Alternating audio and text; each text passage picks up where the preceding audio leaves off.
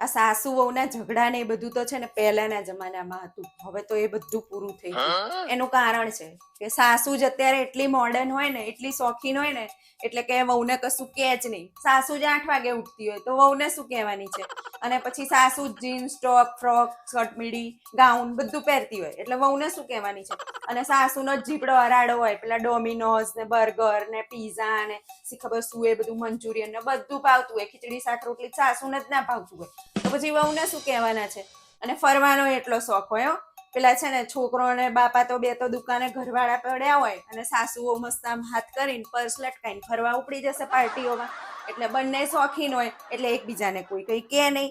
એટલે હવે તો સાસુ વહુને છે ને ઝઘડા બગડા તો ના થાય, પણ મસ્ત છે ને એકદમ ફ્રેન્ડની જેમ મેર આવતો હોય, મસ્ત રહે. અને એકબીજાના કપડાય પહેરતા હોય અને ખરીદી કરવા જોડે જવાનું બધું. એટલે છે ને સાસુ વહુ જેવું લાગે જ નહીં. એવું લાગે કે જાણે બે બેનપણીઓ રહેતી હોય. એટલે છે ને હવે સાસુ વહુના ઝઘડા ના થાય.